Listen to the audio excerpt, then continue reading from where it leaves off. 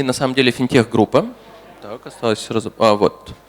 У нас есть, если простым языком, я хотел бы рассказать просто о том, что у нас есть достаточно высокая экспертиза с точки зрения определения кредитного качества, которое мы развивали там на протяжении 12 лет, и мы дальше его просто искали способы его монетизации.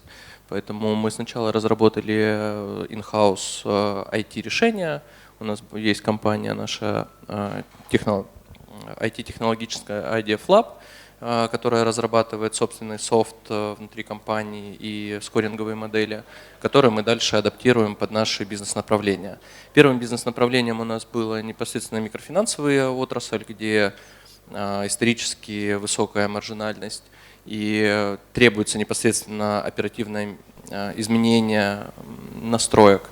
Второе направление мы, как следующий шаг развития кредитного бизнеса, это была покупка своего банка. И третье направление – это непосредственно работа с просроченной задолженностью, где мы, по большому счету, точно так же используем нашу скоринговую модель, только уже с просроченными портфелями клиентами, которые ушли в просрочку. Дальше мы планируем развивать новые направления с точки зрения использования как раз скоринговых моделей и нашего опыта и знаний для того, чтобы это можно было применять в новых отраслях или там, финансовых системах. Если вкратце говорить, у нас на сегодняшний день выручки на 28 миллиардов и чистой прибыли по итогу 2023 года на 4,4 миллиарда. С точки зрения этапов развития, тоже хотели бы немножко остановиться на этом. Мы изначально начинали, как я уже говорил, в 2012 году с компанией MoneyMan. За 12 лет существования мы прошли такой агрессивный рост до топ-2 МФО на рынке. На первом месте это был Замер с точки зрения портфеля, мы находимся на втором. С самым высоким рейтингом на рынке МФО 3B-. И дальше был следующий шаг открытия коллекторского агентства. Мы на сегодняшний день занимаем около 25% рынка. И получение рейтинга, покупка банка, дальше развитие следующих то есть этапы на 25-26 – это развитие непосредственно каждой из этих направлений, как с точки зрения работы с дистресс-активами или там, работы в сегменте непосредственно просрочки, так и с точки зрения кредитного бизнеса. И на самом деле у нас получается, с нашей с точки зрения как финтех-холдинга, у нас, в общем-то, получается компания полного цикла. Мы, с одной стороны, видим поведение кредитного бизнеса, и это же нам помогает лучше оценивать наше направление с точки зрения просроченной задолженности.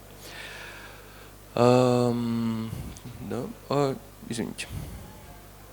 Но сегодня мы хотели бы больше поговорить непосредственно про бизнес, непосредственно связанный с просроченной задолженностью.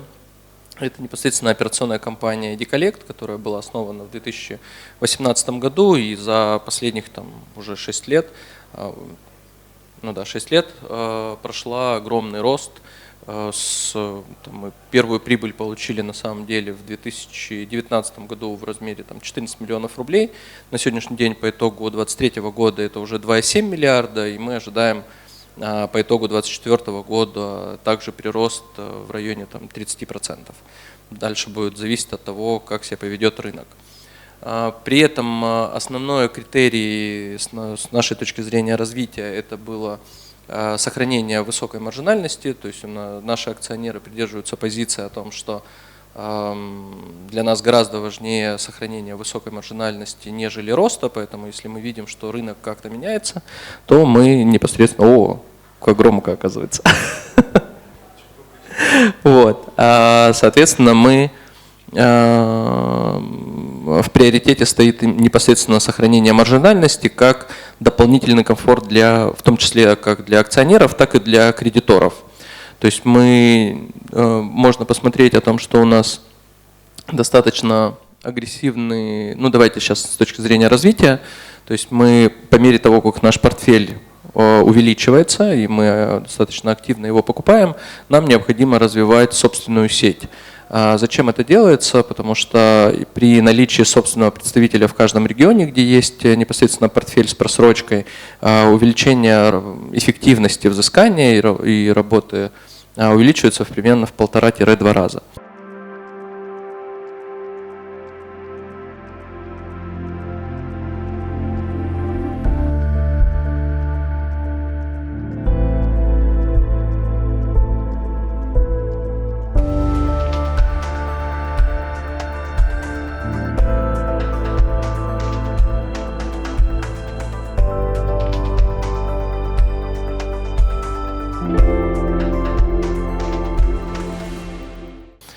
Поэтому мы пропорционально тому, как растет наш портфель, мы также расширяем нашу географию и наши офисы представительства. Иначе, если мы это делать не будем, у нас эффективность непосредственно работы с портфелем будет снижаться.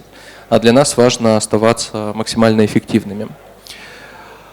С точки зрения преимуществ и с точки зрения, наверное, в принципе, попробую развеять миф о вообще коллекторском бизнесе. Кстати, вот давайте так, у нас уже есть время. Кто что думает вообще, что такое коллекторский бизнес? Вот, есть какие-то мнения? Хорошо, так, это бизнес. А в чем его смысл? Давайте так.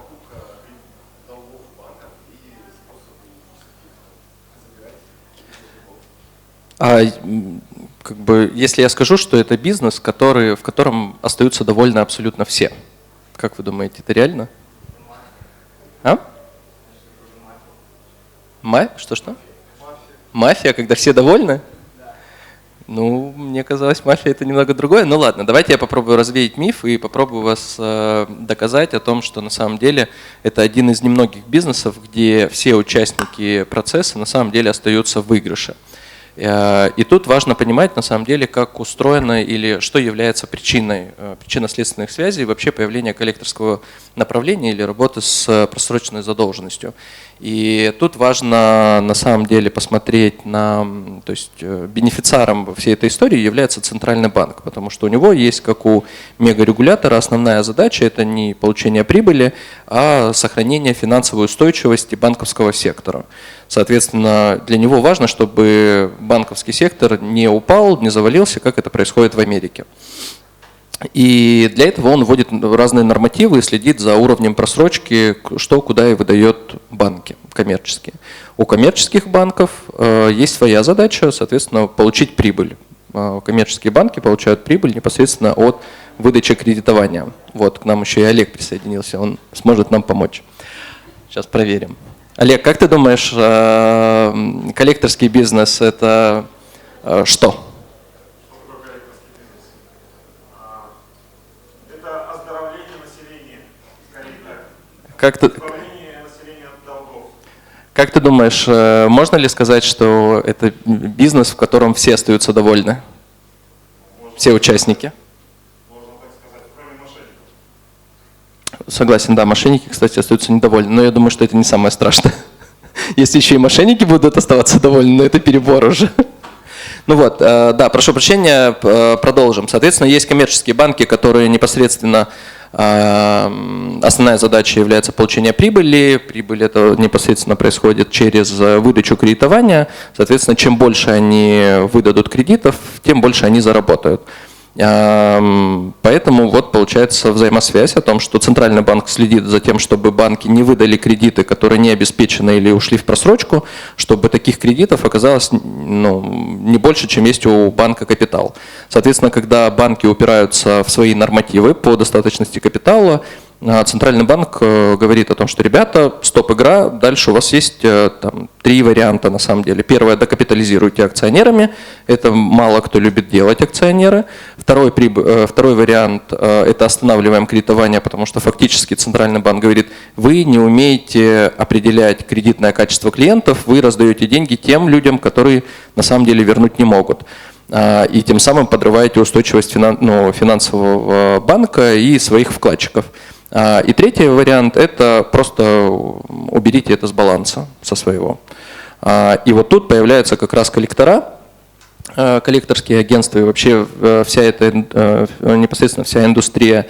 И тут очень интересный вопрос о том, что к моменту, когда эти портфели, просрочки нужно убрать с баланса, к этому моменту банки уже начисляют 100% резерв, и для них уже это учтено в их прибыли.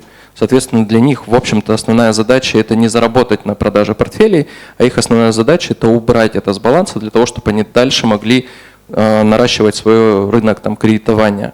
Ну и дальше они это передают коллекторам.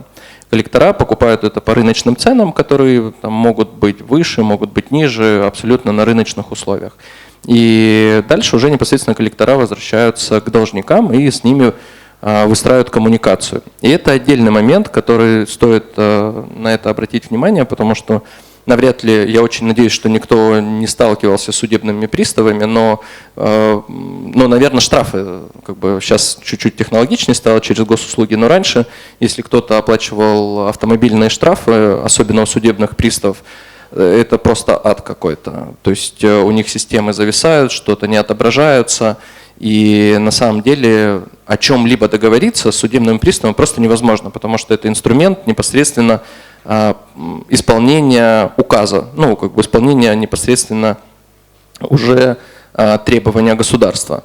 И мы как раз непосредственно, в принципе, вся отрасль, она занимается именно тем, что основную задачу это в том, чтобы не доводить там, до судебных приставов или предлагать непосредственно варианты, как заниматься и управлять своими долгами. Это пока что как бы люди очень, ну как это, с родственниками-то и с родителями тяжело говорить про свои долги, если они у кого-то появляются, а с чужими людьми об этом разговаривать еще сложнее. А судебные приставы в принципе об этом не говорят. Поэтому мы как раз развиваем непосредственно направление такого социально нужного направления для того, чтобы люди поняли, что нужно заниматься не только своей кредитной историей, но и в том числе, если вы попали непосредственно в просрочку, то непосредственно заниматься и долгами. В этом нет ничего страшного, этим можно процессом управлять и нужно этим процессом управлять. Если возвращаясь к экономической модели, то все достаточно просто. Так как портфели в среднем стоят там, с дисконтом около там, 90%, разные сектора, там, разное качество портфеля стоит по-разному, но мы дальше можем на основании этого уже предлагать какие-то варианты реструктуризации и рассрочки для непосредственно должников. И таким образом помогать ему выходить из сложившейся ситуации. То есть у нас не стоит задача, как у судебного пристава, забрать и удочку, и рыбу, и ведро, и, там, и сапоги, все, что у него есть. А у нас стоит задача о том, чтобы вот мы у тебя удочку не трогаем, нам важно тот улов, который ты ловишь, мы просто его делим пополам. И это более на долгосрочной перспективе, это работает гораздо эффективнее. Далее хотел бы отметить о том, что мы работаем в двух там, глобальных секторах. Это непосредственно банковский сектор и сектор МФО. Опять же, потому что у нас есть экспертиза с точки зрения кредитного бизнеса, так как у нас есть собственная и финансовая организация, и свой банк, и мы, соответственно, нам гораздо лучше получается понимать, что происходит с просрочкой. Про бизнес-модель мы с вами поговорили. Если есть какие-то вопросы, я с удовольствием про бизнес-модель отвечу сразу, чтобы мы двигались дальше. Вопросы? Есть? Ну, счастье на самом деле заключается должника в следующем случае. Как бы клиент взял, ну, такой самый, наверное, утрированный пример, но мне кажется, он очень часто может быть оказаться реалистичным. Любой клиент взял кредит, давайте в каком банке? ВТБ. Давайте, пусть будет это ВТБ. ВТБ взял кредит там, на 100 тысяч рублей, купил путевку, съездил в Турцию, вернулся, ему говорят, надо платить. Он говорит, ну что-то с работы не получилось, там какие-то форс-мажоры, с кредитом расплатиться не могу. Соответственно, банк ему может обратиться к нему несколько раз над тем, чтобы вернуть, и в итоге дальше уже просто сделает резерв и его спишет. Когда его долг попадает к коллекторским агентствам, коллекторское агентство возвращается к этому клиенту и говорит, давай мы с тобой договоримся там, о скидке, ну, допустим, там, 25%, пускай утрируя 50%, если ты долг загасишь прямо здесь и сейчас, вместо 100 тысяч заплатишь 50 тысяч. И в этой истории все в плюсе остаются. В итоге он в Турцию съездил не за 100 тысяч, а за 50 тысяч.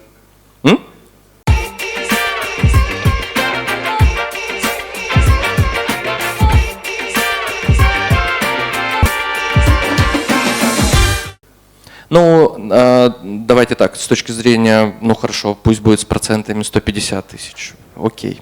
Он съездил в Турцию не за 100 тысяч, за 75 тысяч. Он себе получил скидку в 25% о том, что он же съездил, отдохнул. Или кто-то что-то купил. Ну, то есть он же эти деньги использовал в любом случае. А банк доволен тем, что он убрал это с баланса и может дальше продолжать заниматься своим основным бизнесом, это кредитованием. Коллекторский бизнес фактически, или там, наша компания в частном случае, являясь по факту сервисной компанией, непосредственно зарабатывает именно на своих сервисных услугах, забирая с баланса у банка и договариваясь с должником. Ну, где это возможно. К сожалению, не все должники готовы договариваться на сегодняшний день. Мы там активно над этим работаем для того, чтобы их процент становился больше. Но как бы, давайте так, люди, которые безработные ездят на гелике 63-м, их очень много. Так. Еще вопрос. Да. Ну, я хотел, наверное, в первую очередь в принципе, про бизнес-модель и вообще про устройство коллекторского бизнеса. А про операционную часть вот мы сейчас пробежимся.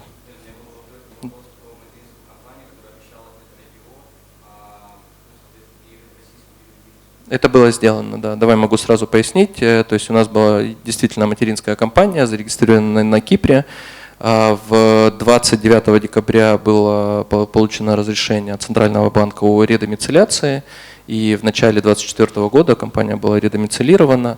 Скажем так, там есть важные нюансы, если вы в курсе о том, что именно компания ID Collect переехала в Россию с точки зрения материнской компании еще в мае 2022 года, потому что для этого не было никаких ограничений или согласований не требовалось. А материнская компания по кредитной ветке, так как кредитный бизнес находится под контролем у Центрального банка, этот процесс гораздо сложнее и дольше, поэтому мы его перевезли непосредственно вот только когда ЦБ об этом разрешил. Он это разрешил только, к сожалению, в конце 2023 года, в начале 2024 мы переехали. И на самом деле, там, если это важно, то 3 недели назад мы это все обратно объединили в рамках одной холдинговой компании, которая зарегистрирована в Калининграде. Пожалуйста. Если возвращаясь к непосредственно операционному процессу взыскания, то есть он делится на несколько этапов с точки зрения взаимодействия с должником. Это после того, как мы купили портфель, мы его проскорили и оценили его с точки зрения, какая доля портфеля, как лучше взаимодействовать. Есть контактные клиенты, соответственно, мы с ними взаимодействуем через Soft Collection, предлагаем им какие-то варианты реструктуризации скидок через личный кабинет.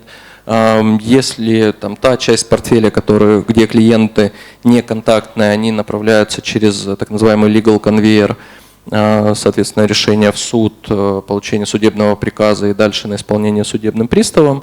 И дальше непосредственно execution, соответственно, это работа наших представительств в каждом регионе по повышению эффективности исполнения судебных исполнительных листов. Вот это как раз 2 последних этапа. Давайте... Вот, по поводу непосредственно ESG подхода и нашей социальной ответственности, она заключается на самом деле в том, чтобы обелять этот рынок, как в свое время это было с рынком МФО на самом деле. То есть если говорить, ну, там, сравнивать с рынком МФО, то там, в 2016-2017 году это был просто дикий запад, и можно было делать все, что хочешь. По мере того, как регулирование усиливалось, там все недобросовестные практики с рынка уходили, оставались только бизнесы, которые готовы были работать в долгую таким образом, чтобы клиенты не страдали. На самом деле мы понимаем, что в этом же направлении будет двигаться и коллекторский бизнес по мере того, как будет больше появляться игроков, и рынок будет расширяться. Соответственно, для нас очень важно сохранить непосредственно четкие правила игры для того, чтобы непосредственно должники не страдали, и это не приводило к каким-то недобросовестным практикам. Их становилось все меньше и меньше. Поэтому нам интересно непосредственно проводить политику по защите прав клиентов. Мы здесь абсолютно заинтересованы в том, чтобы должники понимали, чтобы их не обманывали, давайте так. Соответственно, есть история про развитие кодекса профессиональной этики. Это достаточно очень важный документ, который непосредственно прям пошагово рассказывает, как можно взаимодействовать с должником, а как этого делать не нужно. Потому что есть серые пятна, скажем так, в законодательстве, которые не до конца отрегулированы. И как раз мы придерживаемся мнения, что чем максимально точно будут прописаны правила игры, тем проще всем игрокам и с точки зрения коллекторских агентств, и с точки зрения непосредственно должников. И, соответственно, то, о чем я говорил, это непосредственно работа о том, что необходимо, направленная непосредственно на то, чтобы должники начинали задумываться о том, что лучше начинать работать со своей задолженностью или со своей просрочкой в досудебном порядке, чем когда это попадает уже в исполнительный лист, там гораздо сложнее с этим работать. С точки зрения личного кабинета и взаимодействия, потому что мы уже про это много раз говорили, повторю еще раз, мы с точки зрения первичного взаимодействия как софт-коллекшеном, мы столкнулись с тем, что люди максимально неконтактны и не готовы работать со своей задолженностью. Поэтому мы пошли немного другим путем, мы сделали личные кабинеты. В этих личных кабинетах сделали мессенджеры и говорим напрямую, ни с кем общаться не нужно. Вот вам графики платежей, вот вам скидки. Если вам что-то нравится, напишите просто в чате. И это оказалось более эффективно, нежели когда тебе кто-то названивает и в самый неподходящий момент и начинает рассказывать, что у вас там долг, и вообще давайте об этом обсудим. Так, из интересного это непосредственно портрет сотрудников и контроль качества, потому что есть стереотипное мышление, что в софт-коллекшене или это люди, которые, бывшие сотрудники силовых каких-то структур или непосредственно кто, как-то будем говорить, не умеют общаться с клиентами. У нас здесь очень сильная система проверки качества.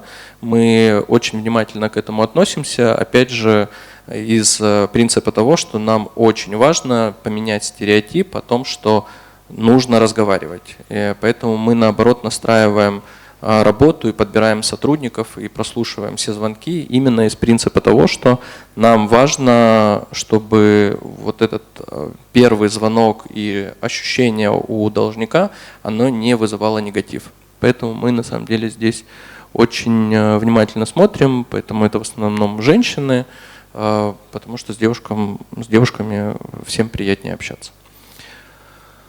И вкратце расскажем про операционные показатели. Мы планируем продолжать достаточно агрессивный рост на протяжении 2024 года, при этом с сохранением уровня маржинальности.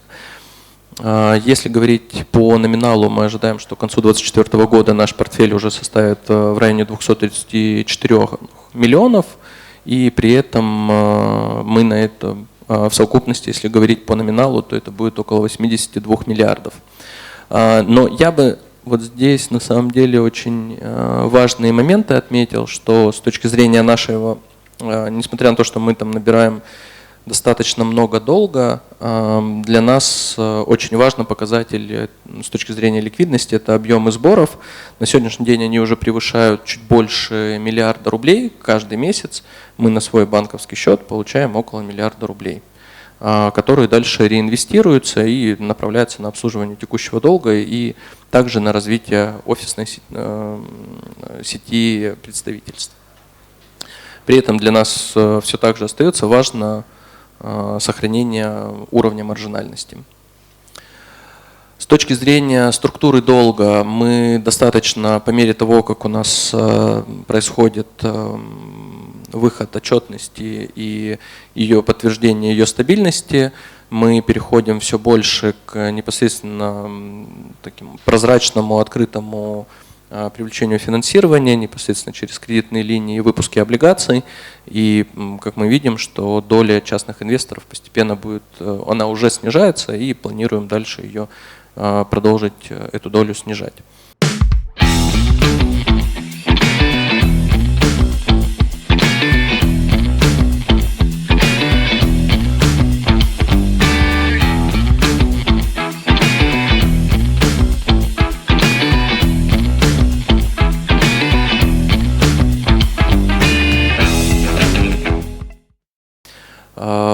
При этом важный показатель для нас, учитывая того, что портфели не взыскиваются очень быстро, это достаточно длительный процесс, для нас важно сохранять долю долгосрочных пассивов как фактор стабильности с точки зрения ликвидности и, соответственно, для наших кредиторов комфортности.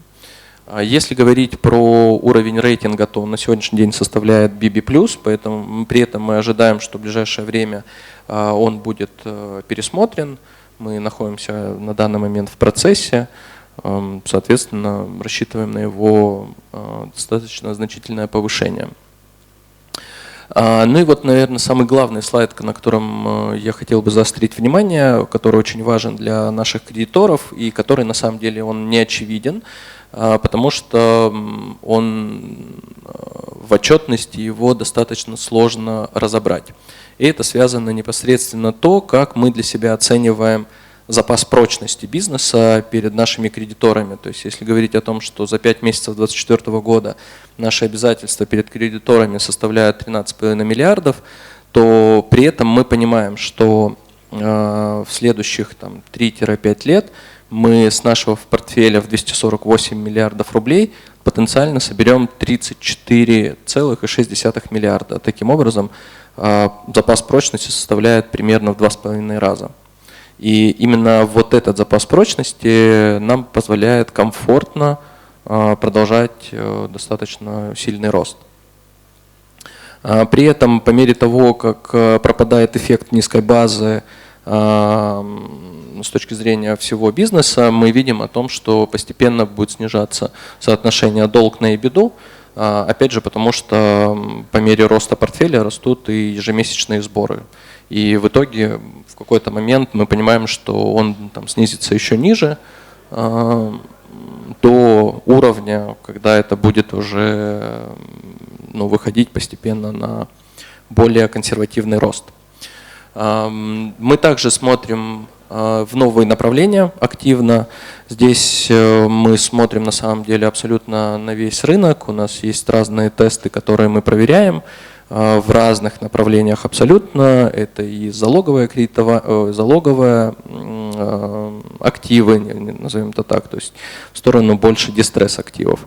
Также работа есть интересная с точки зрения автомобильных просрочек, есть направления, связанные непосредственно с взаимодействиями юрлицами, и мы тут смотрим, тестируем разные новые направления. Пока мы здесь результатами не готовы поделиться, потому что мы хотим сначала убедиться, что в этом эффективности, потому что на данном этапе это находится на тестовом периоде. Как только мы сами в этом подтвердимся и начнем масштабировать, мы обязательно всем расскажем. У нас тут секретов нет. Вот. Ну и вкратце наши финансовые результаты. На самом деле я бы тут отметил о том, что, знаете, последний раз вот у меня спрашивали по поводу ROE, о том, что оно из года в год снижается. Но для нас важно здесь сказать о том, что пояснить, наверное, что в начале 2021 года оно было, в моем понимании, неприлично большим. И сейчас оно просто стабилизируется на уровне нашего таргета, к которому мы стремимся. И на этом уровне оно будет сохраняться. Отчасти могу пояснить, с чем оно связано. С тем, что мы исторически начинали развиваться именно как коллекторский бизнес с МФО-портфелей, которые по определению своим более маржинальные с точки зрения работы, нежели банковские. По мере того, как мы выходили на новые рынки, увеличивали наши объемы через банковские портфели, соответственно, как логическое продолжение это то, что будет снижаться немного маржинальность. Мы это прекрасно понимали, поэтому мы здесь, в общем-то, к этому были готовы, это заложено в наших финансовых моделях.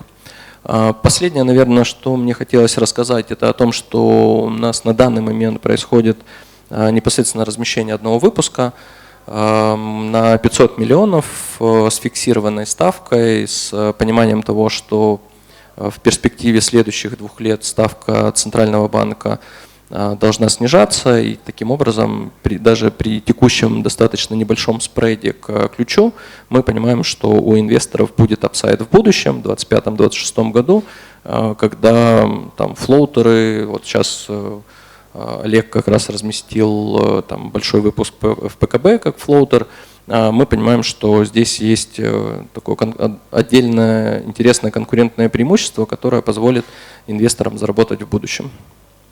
Из важного, наверное, важно отметить о том, что выпуск предназначен для неквалифицированных инвесторов.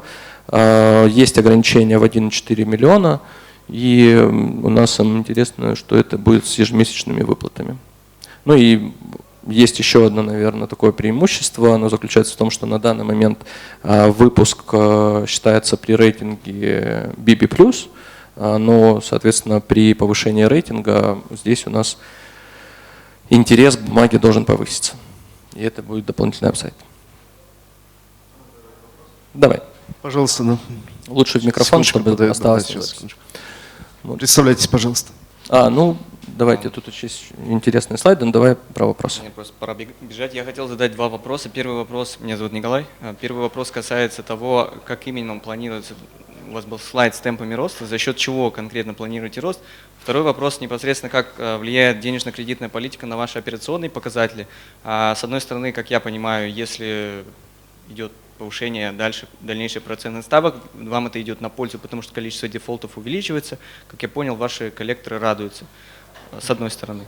С другой стороны, вот хотел услышать в целом, то есть можно ли использовать вас как какого рода хедж, не знаю, если все, или если процентные ставки будут расти, или же это не так. Спасибо.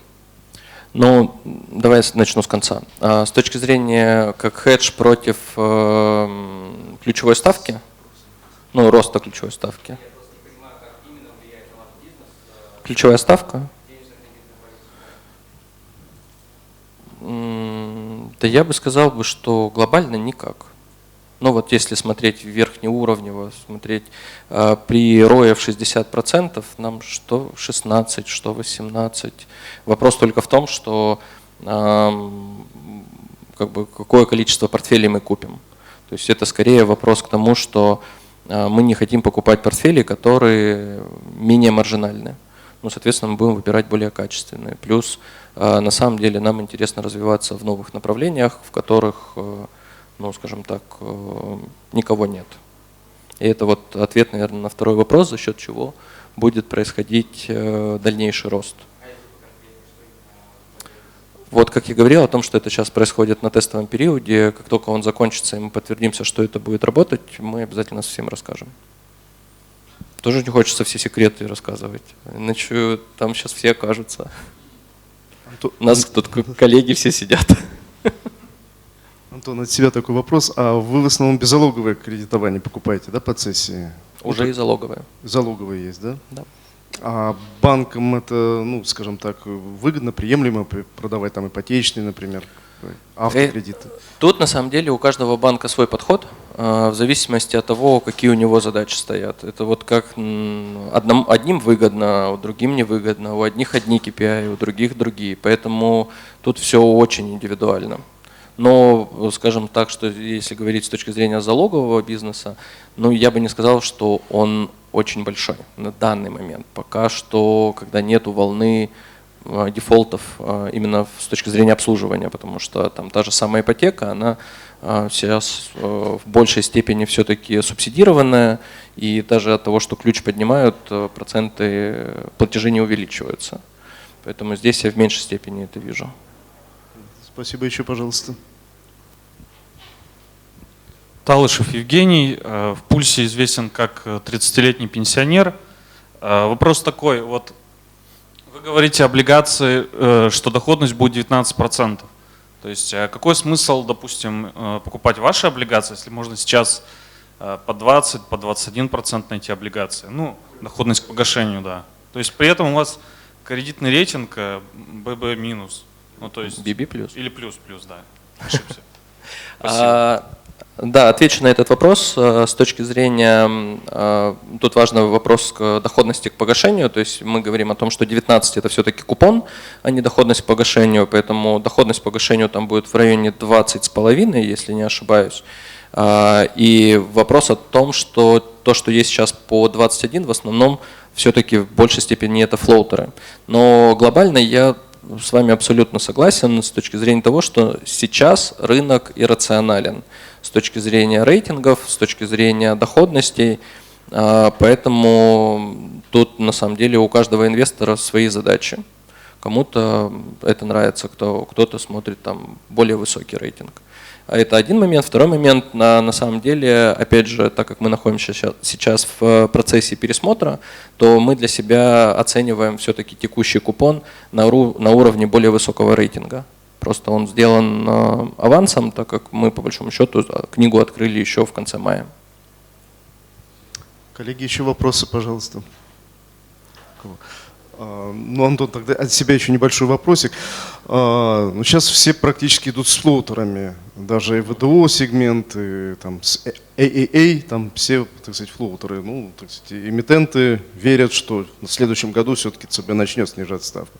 То есть 19% купон на, скажем, вы 2 года, да, по-моему, занимаете? 3 года. 3 года. То есть 19% это, так сказать, для вас нормально, то есть выдержать вот даже то, что ставка будет там ниже ключевая, скажем, через 2 года, вполне нормально. В 2021 году ставка была 6%.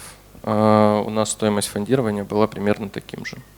Для вас, в принципе, без Для нас, на разницы, самом деле, тут мы тоже про это очень хороший вопрос, и мы про это там регулярно об этом рассказываем. Еще раз хотел бы рассказать, что тут очень важно смотреть, как мы развивались исторически. То есть в 2021 году, не так, в 2020 году, когда мы получили первую прибыльную отчетность, мы, акционеры, приняли решение о том, что бизнес-модель рабочая и можно начинать масштабироваться. Мы на том этапе понимали, что при первой прибыльной отчетности в 14 миллионов рублей найти публичный долг просто нереально. Поэтому мы понимали о том, что нужно обращаться к частным инвесторам, при этом предоставляя им достаточно значительную премию. Опять же, нужно напомнить, что 2020 год это был ковидный год, и там вообще-то люди все немножко к другому готовились. И, соответственно, там, по большому счету ставка была в районе 19-18 с огромной премией к тому ключу. По мере того, как ситуация менялась, у нас просто за счет того, что повышалась надежность непосредственно эмитента, спред к ключу просто уменьшался.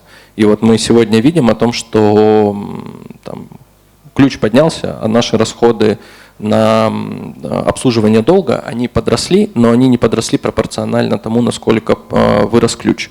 Поэтому для нас это просто ничего не поменялось. И мы изначально в нашей бизнес-модели при покупке портфелей понимали, что стоимость фондирования должна быть именно таким. То есть мы не закладывали себе там, стоимость фондирования, не знаю, 6 плюс 3 по 9%. Мы понимали, что это будет дорого. Просто мы на самом деле смотрим немножко в другую сторону, что по мере того, как ключ будет снижаться, наш спред к ключу останется уже таким же маленьким или будет постепенно снижаться. И здесь уже по мере того, как ключ будет снижаться, для нас просто будет уменьшаться стоимость обслуживания долга, и это в свою очередь позволит повысить эффективность и прибыльность компании еще больше. Ну, или позволит там, покупать портфели там, с другой экономикой. Да, спасибо, Антон. Я думаю, у нас время уже Спасибо к концу большое. подошло. Да. У вас, кстати, какая доля рынка среди коллекторов? Ну, тут очень интересно. Олег, а у тебя какая доля? Тут кто как считает? Да. Ну, мы последний раз считали, что это в районе 25 по итогу 23 года. А у вас? 23 года. По итогам 23 года и коллектор крупнее. Ну, То есть по- половина рынка вдвоем, да? Практи- Ну, процентов. Есть две компании, которые занимают долю рынка где-то. Ну, это- 50%. да. У вас будет бизнес такой полного цикла. И МФО, и банк, и коллекторы, так сказать. Полностью так сказать, замкнете круг. Да, мы про это и говорим, о том, что с точки зрения нашего именно финтех холдинга мы это смотрим именно как такое, ну не то чтобы экосистема, это, наверное, неправильно будет говорить, но по большому счету там, где у нас есть хорошая экспертиза с точки зрения скоринговых моделей, мы это дальше будем развивать. Все верно. Спасибо огромное. Да, пожалуйста. Да, спасибо.